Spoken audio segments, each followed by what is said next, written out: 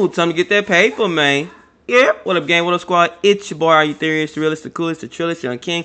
Only two platforms as we speak. Welcome back for another banger, gang. We got 1090 Jake in the building, bro. We got hood fishing exposed for snitching after being shot 4 times in Florida. Now, I did hear about this a couple days ago. I am late. I have been on that Drake and Kendrick beef. So, but I'm getting back to the regularly scheduled programming on my nigga 1090 Jake, man. If you're new, subscribe, like the video, comment some more bangers y'all want me to react to, and let's go ahead and hear about this. I'm sorry I'm on the face cam with my laptop because my camera broke, so I'm waiting on my lens to get here, and eventually I get my my shit back right. All right, let's go ahead and jump right into it. Bye. If you follow any Florida blogs, you've likely seen Hood Fishing Entertainment, as he recently went viral after catching a whole ass shark and doing the most Florida thing possible, putting a gold chain around its neck. What the hell? 28-year-old Rasheen Bailey, who goes by the nickname Ra or Ra, quickly amassed a following on both YouTube and Instagram, receiving nationwide. Damn, the nigga got 763 on. Bro, follow me on Instagram. AreYouTherious? God damn, like nobody follow me, bro. Support as he caught all types of sea life, won awards, and really won over a whole community in which dreads and gold. That's crazy. Just a hood nigga having fun fishing. We fish all the. Well, I don't fish all the time no more, but nigga used to fish and shit. So like, you know, that's his pastime, and he just doing it and getting paid. Teeth aren't considered the norm, but he shined anyway. Growing up in Fort Myers, for those not from Florida, this was the city also known as Little Pakistan. While Palm Beach, Miami, and Broward County sat on the East Coast, Fort Myers laid on the west coast of South Florida. The Michigan projects would be home to Florida legend Plies, and Plies would carry the city on his back while putting it on the map. Looking at old footage of Fort Myers, it's not hard to see why Ra chose the name Hood Fishing. At 16 years old, Ra would move from Fort Myers to play football for Cape Coral High with the dreams of pursuing a football career, but the following year, his life almost ended. On July 1st, 2013, Fort Myers police were dispatched to a call for shots fired in the area of Lemon Street and Palm Ave. They drive through multiple streets before being flagged down by a then 17-year-old Ra, who said he'd been shot in the back somewhere by the Blue Store. Officers attempted to get information from Ra and his mother, who was also on the scene, but both were uncooperative. That's when Ra stated he was outside a house with a friend, and 2 males that he knows as Jay Riggins and Fat Sam started shooting at them. Ra took his. Damn, that's where you messed up, bro. When you said the names, all you had to do is say, I don't know, keep it pushing.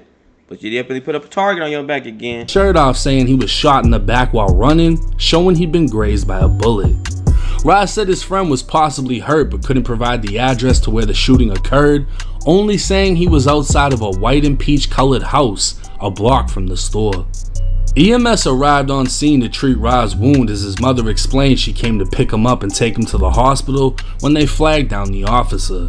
Locating the shooting scene, officers would find 9 shell casings from a .45 and a 10mm pistol. Ra would be escorted back to the house, confirming that's where he was shot at. Officers made contact with Jatavis Carey at the home, who said he was outside with Ra when the shooting happened. They observed Jay Riggins and Fat Sam shoot at them, and Carey stated he and Ra ran before making his way back inside the home. Ra requested to make a report and press charges. Ra and his friend later arrived at the Fort Myers police. Okay, so the thing with me is, it depends if he was actually trying to be in the street. He played football, that don't mean much or nothing though. But if he was being like a good nigga, if he was like a civilian, like a regular, you know, alright, I totally understand. You know what I'm saying? But if you call yourself one to have 1 foot in, 1 foot out, ain't no such thing in the game. If you 1 foot in, nigga, they look at you like all the way in. Bro, they don't even want to see you hanging out with the ops, because then they think you the op. You know what I mean? It's sad, but that's how it is. Police department to provide sworn statements where they identified 17-year-old Javarcia Riggins and 16-year-old Jarrett German out of a photo lineup. Both teens would be charged with aggravated assault with a deadly weapon and aggravated assault with a deadly weapon without the intent to kill. Both teens would be taken to a juvenile detention facility where they'd eventually be adjudicated as adults and face upgraded charges of attempted murder. With Ra listed as a witness, it was in January of 2014 when he'd be called in to testify. Now 18 years old, Ra would state he's a junior at Cape Coral High. He'd get into his life story starting. How a nigga, you 18 and you a junior in high school? What the fuck? What? Football at 5 years old and living inside Campbell Acres from 6 to 17. Campbell Acres is a one-way in, one-way out neighborhood based around 4 streets. The hood would be known throughout the city as the Chop, and Ra would leave his hood for Cape Coral for better opportunities and to play for a better football team. Throughout his testimony, he'd have to explain how he made it to his friend's house, stating he was driven. Do you know what today is? Today is the 3rd day of our 3-day road trip across the country. Or our 5-year anniversary. Fine as hell. That's Jennifer Lawrence, I think. Driven by his cousin. At first, he refused to give up his cousin's name to the courts as he didn't want to involve anyone else, but the courts would persist and Ra eventually gave in. Moving on, Ra would state he was over his friends playing video games, and as it got later, they'd go out to the carport while Ra waited for his mom to pick him up in the rain. As Ra and Tavis shook hands, Ra witnessed the 2 teens approach saying, "What's up, Tavis?" before opening fire. Ra would clarify for the courts who he saw, but that he never saw an actual gun, just the fire coming from the barrel. When asked about Fat Sam, Ra would say he grew up with him, and at one point played flag football with him. He'd tell the courts he doesn't know much about him, but say his Facebook name was Bucktown German. Bucktown was another Fort Myers hood. Ra would describe a team party he was warned not to go to where he saw Fat Sam. No words were exchanged, only looks, and Ra would describe them in court as "I'm gonna kill you when I see you, I'm gonna beat you up" looks. Ra would explain he's from the Chop, while Fat Sam and Jay Riggins were from Bucktown, a rival hood. Ra would say he didn't have problems with anyone, but people he knew had problems with them and vice versa. See, I told you, bro. Guilty by association, man. If it was me growing up, I probably wouldn't be cool with, like, you know, people in the game, because, you know, obviously would be they will fuck with you too. You know what I'm saying? Just, I don't know, bro. Kids gotta be smart when it comes to this type of stuff, bro. I know it's hard. You a kid, but, you know, think twice. So he was caught in the mix. Come to find out, Ra actually grew up with Jay Riggins and would go over his house a lot, which is how he came to know Fat Sam. But eventually they'd make other friends, and those friends would become enemies with others. Ra told the courts before this incident his house was shot up, and Jay Riggins told his mom he had nothing to do with it, but he showed the boys where he lived and they shot it up. Ra's mom would confront Jay and Fat Sam saying she wouldn't put the police on them, but what was the problem? And Fat Sam would say it was over a girl. Fast forward to the night Ra was shot, he just so happened to be texting a girl related to Fat Sam when Fat Sam and Jay showed up. Ra would state he really grew up in Michigan where kids fought instead of shot, and they just moved on. The courts would ask if the shooting had affected him, and Ra said These niggas want you out permanently. God damn. he's cool with it. When asked if he's afraid, he'd say no, and that he actually ran into Jay and Fat Sam while they were out on bond at a movie theater, and nothing happened. When asked if he's had a nightmare, he'd say no. He's never feared for his life, and if anything, he felt like it was a push to get out of Fort Myers. He'd tell the courts he'd rather have them see him on TV, wishing they could be him, but they chose the wrong thing. Little did Ra know, that's exactly what would happen. Jay Riggins would eventually plead guilty to 2 counts of attempted murder and receive a youth offender prison sentence of 4 years, followed by 2 years of probation. Jay would enter Florida State Prison in January of 2016 and be released in March of 2018, as he also received credit for his time in jail. His probation would be terminated only 7 months later, but not for good behavior. Damn, he died? Damn. Oh, damn. That nigga died. That's crazy. As he also received credit for his time in jail. His probation would be terminated only 7 months later, but not for good behavior. This evening at approximately 9:30 p.m., the Lee County Sheriff's Office responded to shots fired in the Bell Tower shops. Upon arrival, our deputies observed 2 individuals that succumbed to their injuries, and 2 other individuals were transported to a local area hospital. Their injuries are unknown at this time. They're being treated. It appears to not be a random act of violence. I can tell you the Lee County Sheriff's Office Major Crime Unit is working very, very hard. All our resources are here. So please respect that scene and give us time to get all the details together. It's very open, very active. As we get details, I will get them to you as soon as possible. But again, we're going to be working through the night. Please give us that time. And again, it does not appear to be a random act of violence. On October 9th, 2018, Jay Riggins was eating at a TGI Fridays celebrating his mom's birthday. Jay, his mom, and his dad walked outside for a cigarette when gunfire erupted. As the smoke cleared, 22-year-old Jay and his 56-year-old father lay dead. They done killed Pops. Oh, damn. Oh, fuck. Bro, I promise you, man, I love my kids. Lord knows I do. But my kids getting this stuff like that, I don't want you near me, bro. You know what I'm saying? Because you just never know. Bro, I'm all about life preservation. You feel me? Preserve life. If you want to be in shit that's going to make your shit move faster, I ain't fucking with it. You feel me? And the fact that the dad was just out there, you know, celebrating probably with his wife and family and ended up getting popped. That's crazy. Another woman was found shot and another suffered injuries from glass shattering, but both would survive. Fat Sam would make a mistake many young men do as they enter the system.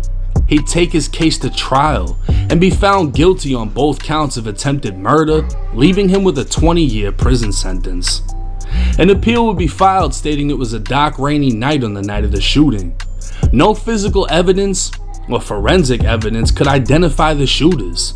No other witnesses were ever found in the case. And they still gave this nigga 20 years, bro? How y'all feel about that? Hell no, bro. I mean, obviously the nigga said I saw him. But, you know, he could have saw anything. The fact he running away, didn't probably get a clear look, and nobody else saw anything. They didn't find the gun. Like, how can you convict somebody like that? And I know niggas done got convicted for less. I know. But that's just wild. And the only evidence admitted at trial was the testimony of Rasheen Bailey, aka Ra. During Fat Sam's 3rd year in prison, Ra would attempt to retract his trial testimony. But what was done was already done, and the appeal would be denied. Hood Fishing Entertainment would start in 2020, and Ra would share his adventures to social media as over the next 4 years his brand grew, but with success comes jealousy and envy. I would receive DMs months ago asking for me to expose Ra as a snitch, but in my mind, it was pointless. He wasn't a rapper portraying a gangster, he was just a man fishing, finding his own lane. So what changed between then and now? Rasheen Bailey is known by many as Hood Fishing on Instagram and TikTok. He's recovering after being shot multiple times in Fort Myers. Tonight, Bailey's comment section is flooded with support and people questioning why someone would shoot him. One person even wrote, "Why would bro even have enemies?" On May 2nd, 2024, around 4 p.m., shots rang out on MLK Boulevard and Michigan Ave.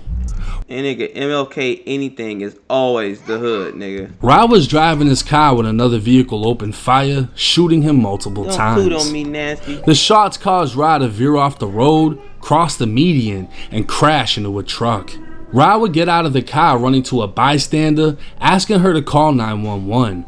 Ra would then flag down officers who applied a tourniquet before he was rushed to a hospital. An official statement would be posted to Ra's YouTube channel stating he was shot 4 times and is expected to make a full recovery. But why was he shot? Was this a random act of road rage? Or was the past coming back to haunt him? See, Ra spoke his future into existence. Jay Riggins was killed before Ra ever became successful, and Fat Sam is sitting inside of a Florida prison while Ra is blowing up on social media. But there's also an entire hood called Bucktown that's watched two of their guys go down because of Ra. Now, did Ra snitch? At this point, that question doesn't even need an answer. But what many will say is, why does it matter? It matters because no matter how much you change your life for the better, whether you put the guns down to pick up a fishing rod or you put the drugs down to pick up a football, the people in life that don't see the greater things in life will always be looking for someone else to blame. They will envy your success, and because of their inability to achieve more, they will do what they can do to drag you back down. I'm not stamping Ra a rat because his lifestyle doesn't abide by a code. He said it back then in the courtroom, he doesn't fear for his life and he'd rather kill him with success. I will say this though, naming his brand Hood Fishing is walking a line where people can criticize him for still attaching hood to his name when he broke a code 90% of people pretend to follow. Ra himself has a criminal history, but the majority is all petty. The most serious case Ra had was for almost upping a gun on someone and chasing them down in a car. And come to find out, it was an undercover cop sitting outside his family's home. Damn. Ra could also be seen in a 2017 music video of 5150 Committee, a murderous rap group out of Fort Myers. Ra wouldn't rap, but can be seen holding an AIP in the background of the video. Two of the rappers were killed, one is in prison for murder, and the other is now unheard of. With Ra expected to make a full recovery, the only thing he needs to do is get far away from Fort Myers. He's found his own lane, and I guarantee it will be unaffected by his past since he really didn't change his life around. He never lived that life to begin with, and always had a dream to make it out the hood. I ain't gonna lie, I wonder what made him think about doing that fishing shit, cause that's brilliant. Like, you know what I'm saying? I don't even know how he knew he was gonna make it big, cause in that court shit, he was like, I'd rather, you know, kill him with success or whatever. I wonder if he even, cause it was 2018. He didn't start doing that fishing shit till 2020, so maybe he was like me, trying to, you know, figure it out. I've been doing this reaction shit for 2 years, and I feel like I've gotten far in 2 years. You know what I'm saying? Like, you know, I ain't where I want to be, but you know, God done blessed me to get where I am, and I'm grateful. You feel me? But I technically started doing YouTube in 2021. You know what I'm saying? I was vlogging and shit. I really don't even count that, but in my success story, I will. But as far as like as of now in my, you know, journey I'm taking now, I don't count that shit because that was boo boo. Anyway, y'all comment down below, was he wrong for snitching, or was he a civilian and he did what civilians do? I'm a civilian. I ain't saying that I'll snitch depending on the situation, but when you don't have a code to uphold, does it matter? Right. Anyway, man, if y'all new, subscribe, like the video, comment some more bangers. I know y'all like the new headphones. Got me some new headphones the other day. Today, got the little, I don't game, but like just in case I want to start gaming, when my son wants to start gaming, he could use my headphones. But anyway, Paul, you got something to say, man? Good job. Don't touch it, okay? Chili. Bye-bye. Good job. Bye, Paul. What you got to say, Chili?